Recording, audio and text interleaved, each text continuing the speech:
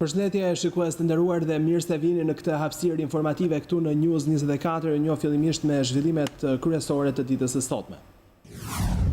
2 biznesmen u vranë gjatë një atentati që ndodhi mbrëmjen e së shtunës në Laç para një hoteli dhe një person tjetër mbeti i plagosur. Pak më pas kësaj ngjarje ndodhi një shpërthim në kryeqytet tek biznesi i babait të Ervin Matajt. Ka dyshime për lidhje mes ngjarjeve.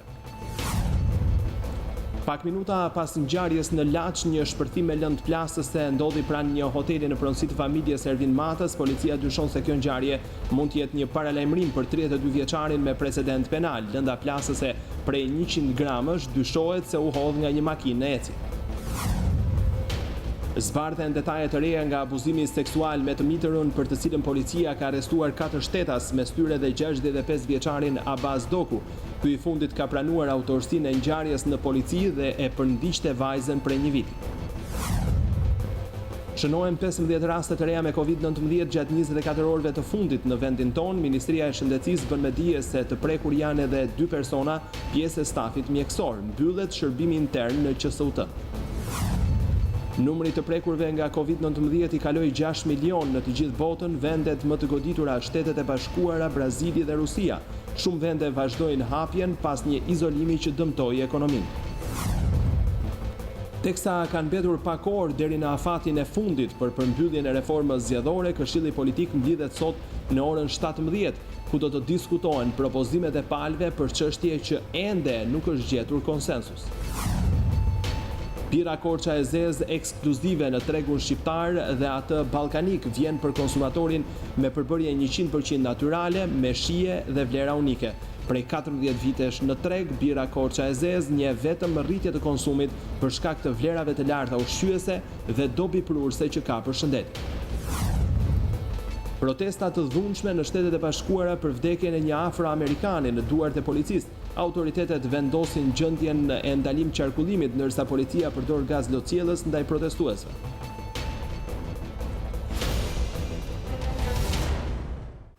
Do të vijojmë tani më gjerësisht me zhvillimet kryesore. 2 biznesmen u vranë gjatë një atentati që ndodhi mbrëmjen e së shtunës në Laç para një hoteli dhe një person tjetër mbeti i plagosur. Pak më pas kësaj ngjarje ndodhi një shpërthim në kryeqytet tek biznesi i babait Ervin Matajt.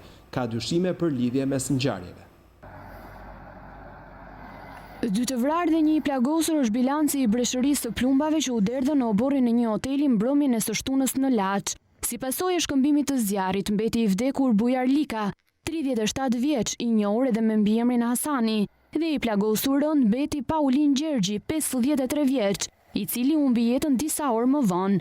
Në spital me 3 plumba në këmbë u paraqit edhe 21 vjeçari Kreshnik Tusha, i cili është i vetmi dëshmitar i gjallë në këtë ngjarje, dhe dëshmia e tij pritet që të japë të dhëna të vlefshme për grupin hetimor.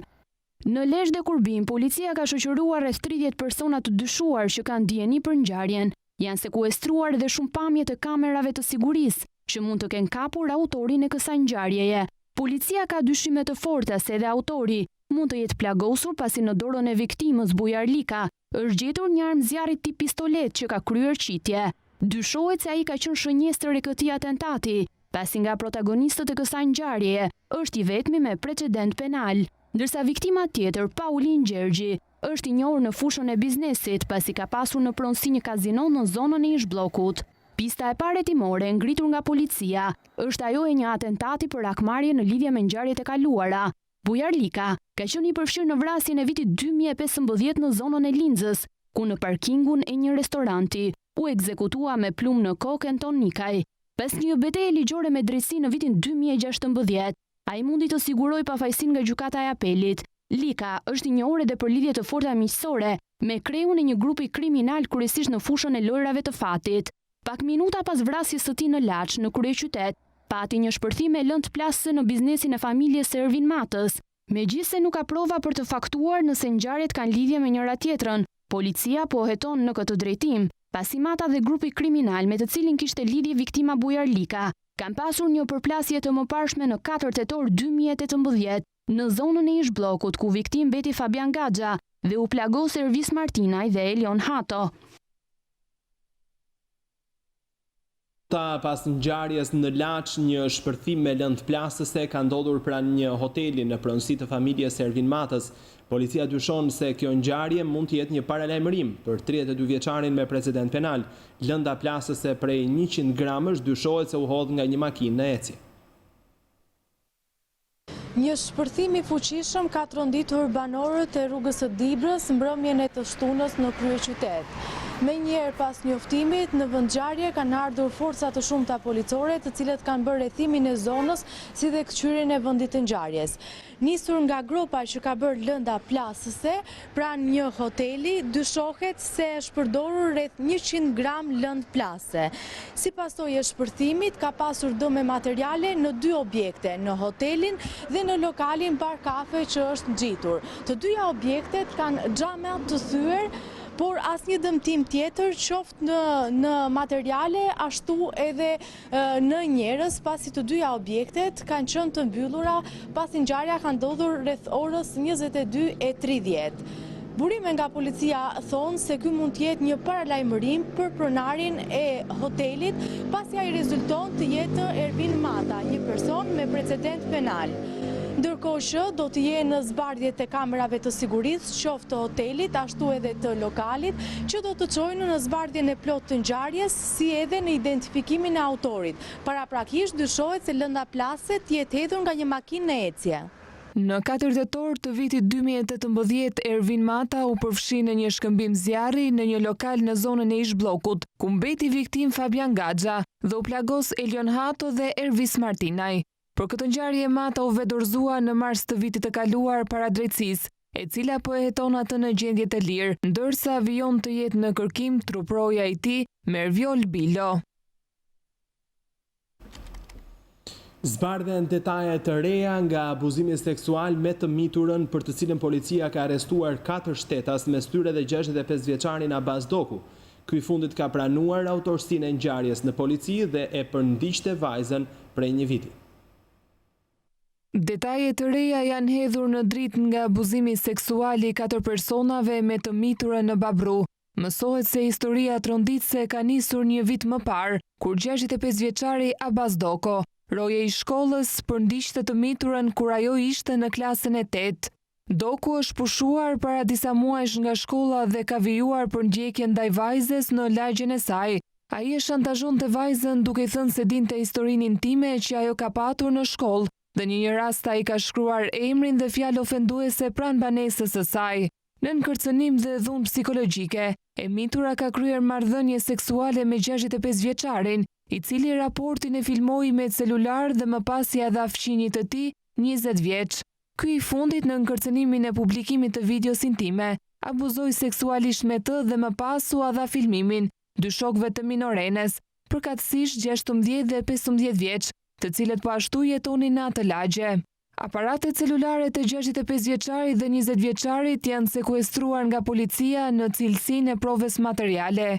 Fillimisht është bërë shoqërimi i 65 vjeçarit në komisariatin numër 4, ku është pyetur për ngjarjen, dhe më pas është bërë transferimi i tij dhe i të 3 dyshuarve të tjerë në komisariatin numër 5. Aty është bërë përgjimi ambiental i tyre dhe ka rezultuar se 65 vjeçari ka pranuar abuzimin me të miturën. Gjithashtu edhe për 20 vjeçarin ka prova të pakundërshtueshme të marrëdhënies seksuale me të miturën, ndërsa 2 minorenet të arrestuar 16 dhe 15 vjeç kanë deklaruar se kanë njohje me vëllain e 15 vjeçares dhe se nuk e kanë shantazhuar, por vetëm i kanë thënë se kanë dieni për videon e saj intime. Ndërkohë vajza është në gjendje të rënduar psikologjike dhe nën asistencën e psikologes dhe avokates ka dhënë dëshminë e saj për të gjithë ngjarjen. Një plagosje me armë zjarri ka ndodhur mbrëmjen e së shtunës në Shijak pranë stadiumit. Si pasojë të shtënave ka mbetur i plagosur në këmbë 28 vjeçari Henry Isai, i cili ndodhet në spitalin e Durrësit jashtë rrezikut për jetën.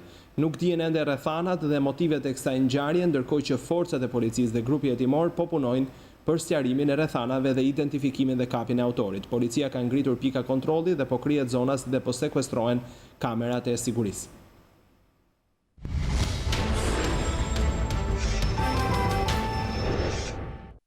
Shohim tani zhvillimet politike, teksa kanë mbetur pa kohë deri në afatin e fundit për përmbylljen e reformës zgjedhore. Këshilli politik mblidhet sot në orën 17, ku do të diskutohen propozimet e palëve për çështje që ende nuk është gjetur konsensus.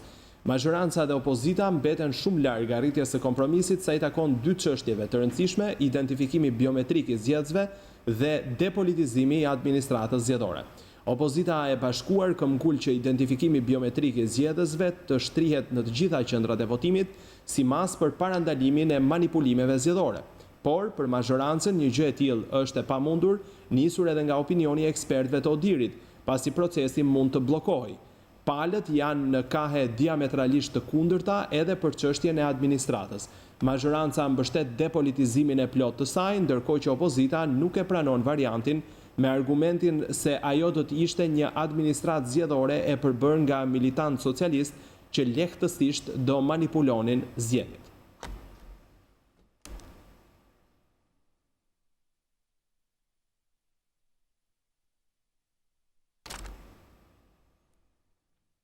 Ndërkohë, në lidhje me situatën ekonomike në vend shkaktuar edhe nga pandemia Covid, referuar edhe një raporti të fundit të Bankës Botërore, por edhe për reformën zgjedhore, ka reaguar edhe presidenti i Republikës, i cili në postimin e tij në rrjetet sociale thekson: edhe pse është e diel të mos harrojmë paralajmërimet e fundit të Bankës Botërore. Covid-19 do të zhysë në varfëri, në skenarin më të mirë rreth 100.000 shqiptar dhe në rastin më të keq diçka më shumë se 200.000 individ, thot Banka Botërore në raportin më të fundit të publikuar për ndikimin e Covid-19 në mirëqenien e familjeve në Ballkanin Perëndimor, si edhe në normat e varfërisë.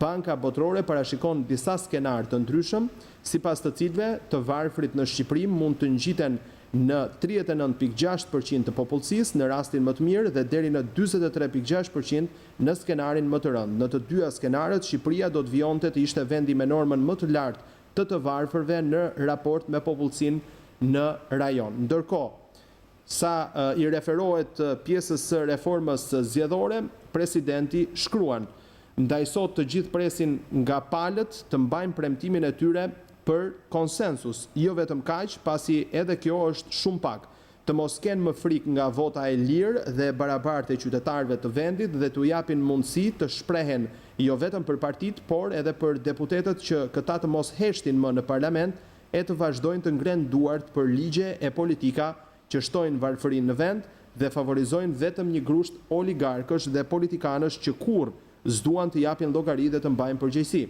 Dhe për të dhënë shembullin, i pari juftoi të vendosni edhe zgjedhjen e presidentit nga populli, që në këtë vend presidenti të mos ketë më detyrime ndaj asnjë partie, por vetëm ndaj kushtetutës, qytetarëve dhe Republikës, është ky publikim i bërë nga presidenti Meta në Facebook.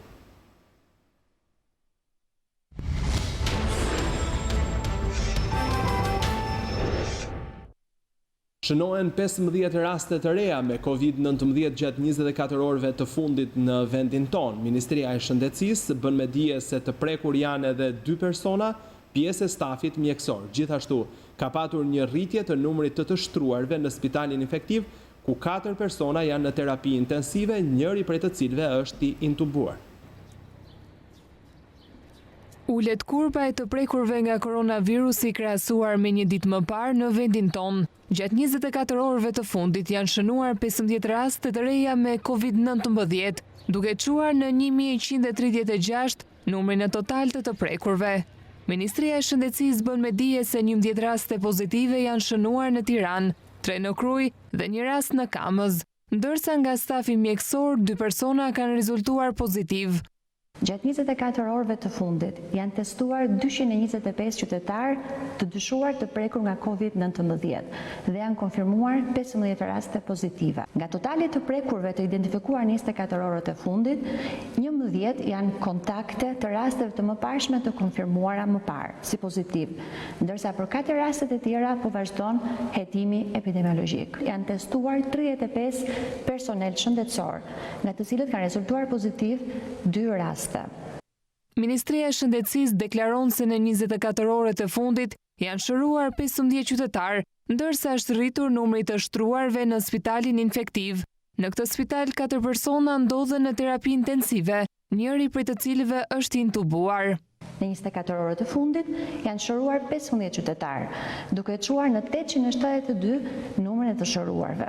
232 persona janë aktiv për COVID-19, të cilët janë kryesisht nga Tirana, Durrësi dhe Kruja. Është rritur ndërkohë numri të shtruarve në spitalin infektiv. Aktualisht po trajtohen 31 pacient, nga të cilët 4 janë në terapi intensive dhe njëri prej tyre është i intubuar. Ministria e Shëndetësisë apelon qytetarët që të tregohen të kujdesshëm dhe të zbatojnë masat për mbrojtjen ndaj koronavirusit. Kalojmë tani drejt për drejt me deklaratën e çlirim gjatës nga Partia Demokratike. Me armë të rënda zjarri, dhunuan mbrojtësit paqësorë të teatrit, artistët, aktivistët e shoqërisë civile, qytetarët, përfaqësuesit e opozitës si dhe gazetarët, që po raportonin shëmjen e paligjshme të veprës së shpallur si trashëgimi të kulturës europiane. Të gjitha këto janë të provuara me filmime, ku duken policët, me helmetat e zeza që parakalojnë me automatik madje deri dhe brenda sallës së teatrit, duke nxjerrë jashtë artistët dhe qytetarët me forcën e tytave të armëve të zjarrit. Akti i shkatrimit të teatrit kombëtar është sa i paligjshëm dhe antikushtetues, aq edhe kriminal dhe antikombëtar. Ky akt i shëmtuar ngrihet kundër trashëgimisë tonë kombëtare, kujtesës historike, kulturës dhe artit shqiptar, por edhe kundër trashëgimisë historike europiane, duke i vënë kështu Shqipërisë një njollë të rëndë në marrëdhëniet me Europën. Gazetat më të mëdha europiane e cilësuan shëmjen e teatrit për llogaritë të ndërtimit të disa kullave me paratpista. Një akt barbar, një operacion i tipit naziskin hitlerian. Një veprim që synon vendosjen e një regjimi autoritarist të Edi Ramës. Artistit të dal boje që vendos interesat e tij financiare mbi interesin e qytetarëve. Për këtë akt të paprecedent dhune nuk ka asnjë veprim nga prokuroria. Viktimat e drejt për drejta të dhunës, përfaqësuesit e Aleancës për mbrojtjen e teatrit, kanë depozituar një kallëzim penal në SPAK, i cili duhet të veprojë pa humbur kohë. Krimi i kryer është parë prej të gjithëve. Mjafton të ketë vullnet për të bërë drejtësi dhe përgjegjësit është e thjeshtë për t'i gjetur. Ata kanë dalë tani me zë dhe figurë para të gjithëve. Prandaj, prokuroria duhet nisur që me Edi Ramën, me Sandër Leshajn, me Ardi Veliun, me Erion Veliajn dhe gjithë shërptorët e tyre në këtë krim. Prokuroria duhet kishte vepruar për arrestimin e të gjithë atyre që kanë shkelur ligjin me shëmjen e teatrit kombëtar me 17 maj. Duke qenë se prokuroria nuk ka sy të shohë krimet e Edi Ramës, Partia Demokratike do të depozitojë nesër një kallëzim penal për krimet e kryera të teatrit. Janë të paktën 9 vepra penale që janë konsumuar me shkeljen e ligjit për shëmjen e teatrit, duke nisur nga shkatrimi i pronës, shpërdorim detyre apo korrupsioni i zyrtarëve. Në kallëzim që do dorëzoj nesër në SPAK, në krye të listës mes shumë emrave të zyrtarëve, që duhen hetuar janë Edi Rama dhe Erion Velia. Vendosja e drejtësisë për teatrin është një provë e rëndësishme për funksionimin e pavarur të prokurorisë së posaçme antikorrupsion. Dhe shikojini mirë këto pamje. Nuk është Kosova e vitit 81. Policia serbe në Kosovën e vitit 89, as në vitin 99 po në Kosovë. Është policia e shtetit shqiptar, me 17 maj 2020, dhe jo kundër një banke që po grabitet, as kundër një grupi terrorist, po kundër një qendre arti dhe kulture, një qendre teatrore që mbrohet nga artistët. Faleminderit. Ishte çlirim gjata nga selia e Partisë Demokratike denoncimi për dhunën policore sipas opozitës gjatë operacionit pra për prishjen e teatrit kombëtar. Ndërsa do të vijojmë me të tjera informacione, task forca e ngritur pranë Ministrisë së Shëndetësisë ka vendosur mbylljen e shërbimit të sëmundjeve interne në qendrën spitalore universitare Nën Tereza, ku prej një jave rezultojnë të prekur me COVID-19 shumica e personelit mjekësor dhe infermeror dhe pacient të shtruar. Ndërkohë, Ministria e Shëndetësisë ka reaguar me 4 ditë vonesë për lajmin e publikuar në News24 të vdekjes nga koronavirusit të një 82 vjeçareje në spitalin Shefqet Ndroqi, lajm ky i mbajtur i fshet nga strukturat shëndetësore. Sipas Ministrisë së Shëndetësisë, rasti po hetohet.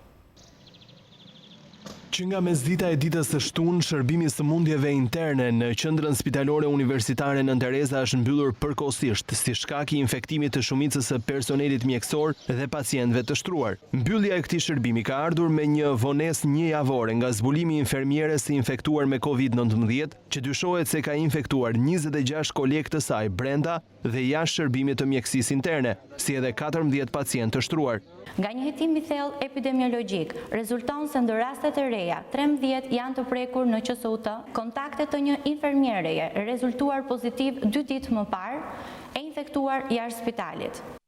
Janë testuar në total gjatë 24 orëve të fundit 73 personel shëndetësor, nga të cilët 12 kanë rezultuar pozitiv. Nga 26 punonjës personel mjekësor, infermieror dhe sanitar në shërbimin e mjekësisë interne, vetëm 8 prej tyre kanë rezultuar negativ pas analizës së tamponit. Disa prej tyre pohojnë jashtë kameras se kanë ndjerë simptoma të lehta, kryesisht koll dhe debulesë, çka hedh dyshime se treguesit e tamponit të parë mund të mos jenë të saktë, duke rritur rrezikun për përhapje të mëtejshme të virusit. Ndërkohë njëri nga 3 pacientët e fundit në shërbimin e sëmundjeve interne në QSUT është transferuar një ditë më parë në spitalin COVID-1, me disa orë vonesë nga dalja e rezultatit, ndërsa 2 pacientët e tjerë janë referuar në klinika të tjera për të vijuar terapinë spitalore.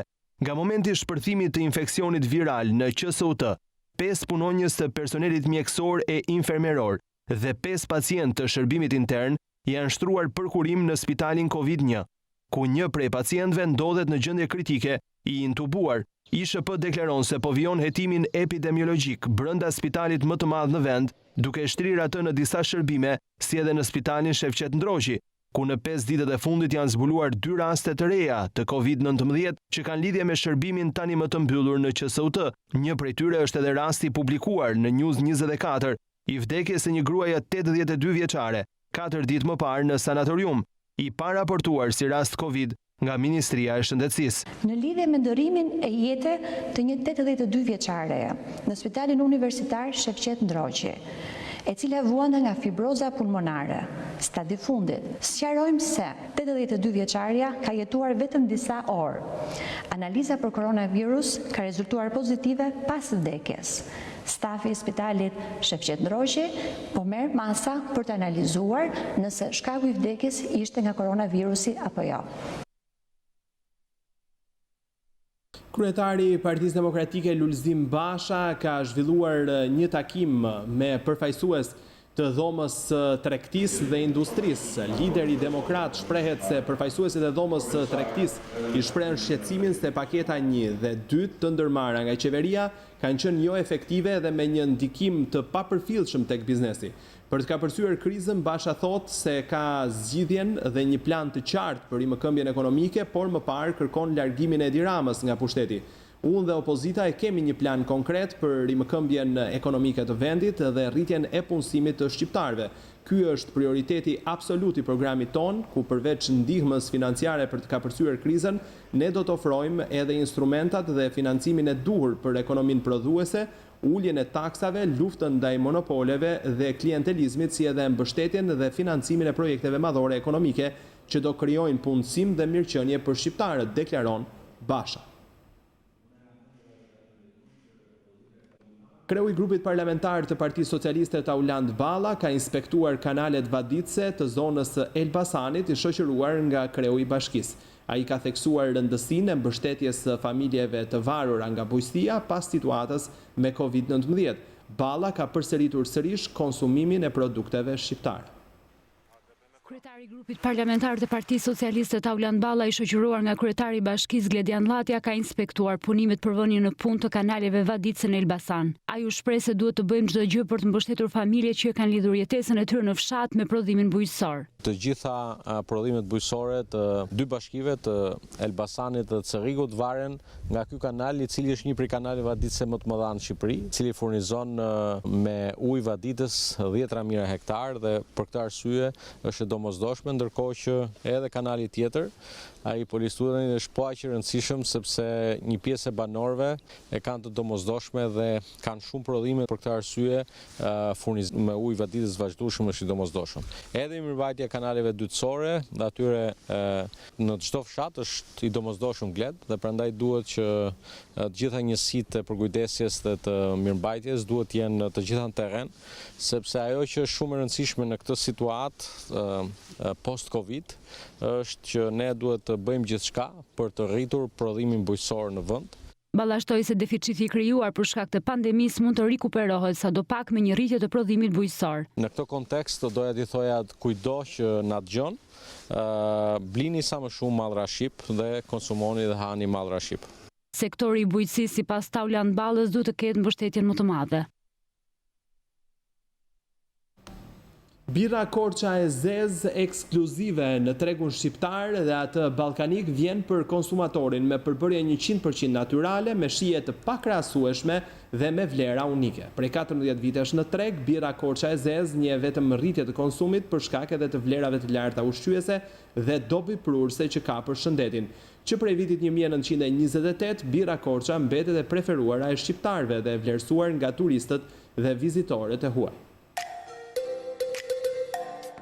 Cilësia e lartë, shija e veçantë e unike që e karakterizon birën Korça të zezë, ekskluzive në tregun shqiptar dhe ato ballkanik, e bën atë një produkt tepër të suksesshëm. Prej 14 vitesh në treg, bira Korça e zezë njihet çdo vit rritje të konsumit për shkak edhe të vlerave të larta ushqyese dhe dobi prurse që ka për shëndetin.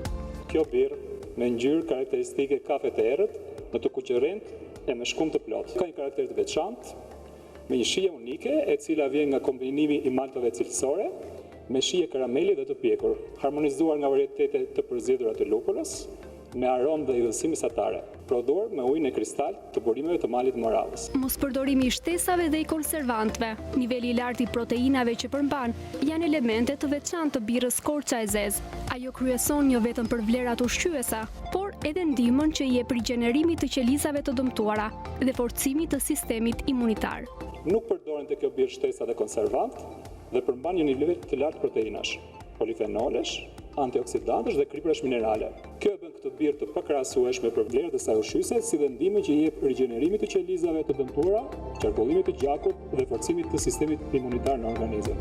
Është laboratori fiziko-kimik dhe bakteriologjik i fabrikës së birrës, i pajisur me aparaturat më moderne, i cili garanton cilësinë finale të birrës së zezë. Ky laborator është i pajisur me parametra të ndërkombëtar ISO, që garanton cilësinë e kësaj bire unike. Laboratori fiziko-kimik dhe bakteriologjik i fabrikës Bira Korça është i pajisur me aparatura nga më modernet dhe profesionalet.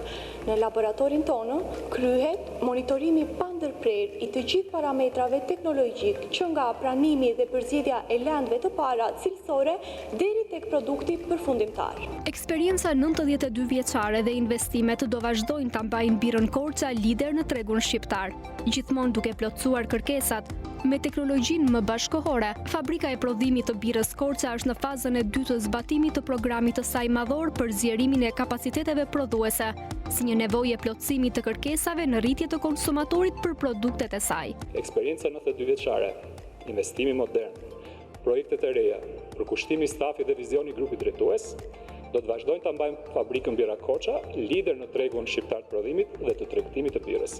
Bira Korça e zezë është e para dhe vetmja birë shqiptare e zezë, e preferuar nga të gjithë shqiptarët dhe e vlerësuar nga turistët e vizitorët e huaj. E kudo ndodhur në Shqipëri vjen për konsumatorin me përbërje 100% natyrale, me shije të pakrahasueshme dhe me vlera unike.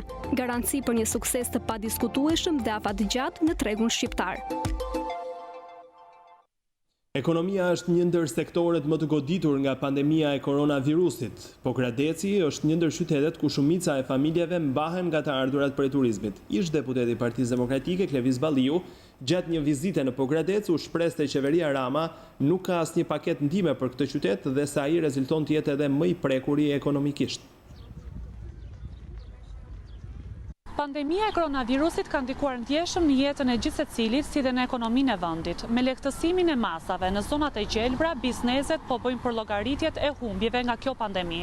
Në këtë situatë, një nga sektorët ekonomik që ka marrë goditjen më të rëndë është sektori i turizmit. Në qytetin turistik të Pogradecit, lëvizjet kanë filluar gradualisht, duke shpresuar se me qarkullimin e lirë dhe hapjen e kufive, të gjitha bizneset do të mund të rikuperojnë dëmin e shkaktuar nga kjo pandemi.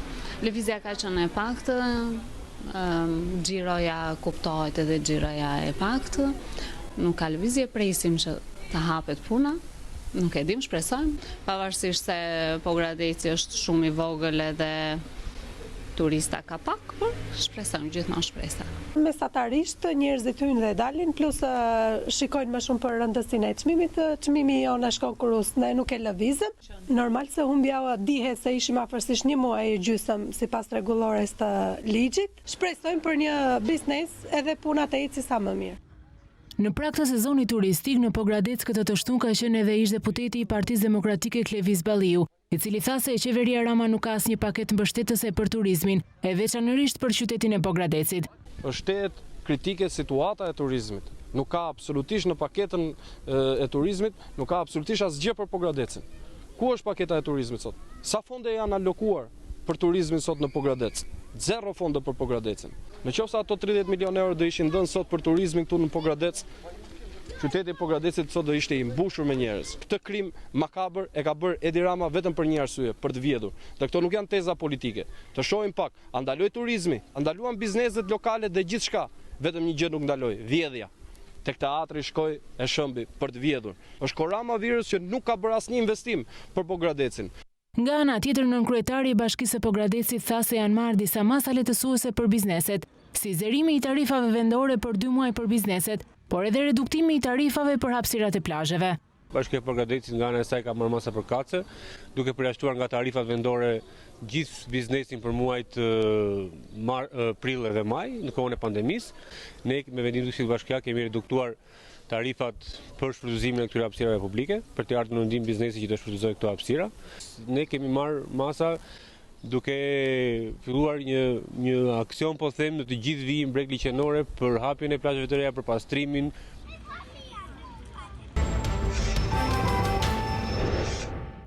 Jemi përsëri drejt për drejt për të vijuar me të tjera informacione. Kryeministri Edi Rama ka publikuar për herë të tretë në pak ditë pamjet e teatrit të operas që është rikonstruktuar, duke e cilësuar si provë shembullore të vizionit dhe ambicjes për institucionet kombëtare të artit e të kulturës në Shqipërinë e shekullit të 21. Ai thot se te opera shihet qartë edhe dallimi i madh mes dy botëve që u përplasën për teatrin e ri kombëtar. Mes të tjerash, shefi i qeverisë thot se teatri kombëtar i Shqipërisë gjatë tërë jetës së vet nuk ka pasur dot një të ftuar për shkak të kushteve prej hauri kafshësh, ku dhan shpirt të mëdhenj të skenës shqiptare dhe ku publiku sipas tij se pati kurrë dot dinjitetin e konsumatorit të ushqimit shpirtëror. Kryeministri ka përdorur shembullin e rikonstruksionit të një teatri për të justifikuar shembjen e një teatri tjetër. Për më se 2 vite, artistët që protestonin kanë kërkuar që teatri kombëtar të rikonstruktohej si ai i operës.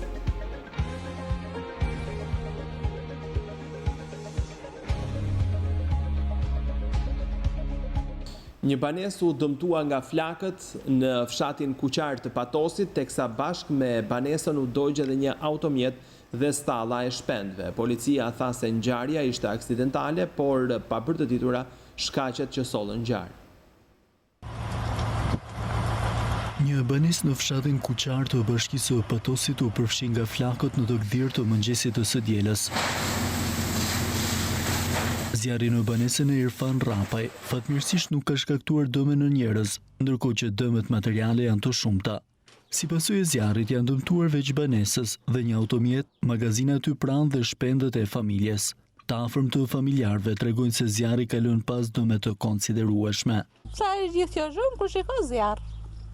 Fikëm andej në anë e shtëpisë, këtej u dolën, erdhi zjarr fiksi. Se qyrse tek tash s'din gjë. Çfarë dëgjuat? Bëri zhurmë makina kur plasi. Vetëm atë zhurmë dëgjuam që ndihem se ishte shiu dhe nuk ndihem gjëna. Policia në njoftimin e saj për mediat, bëri të ditur se zjarri në banesën dhe pronat e familjes Rapaj u shkaktua aksidentalisht teksa ka nisur hetimet për shkakun që solli vatrën e zjarrit.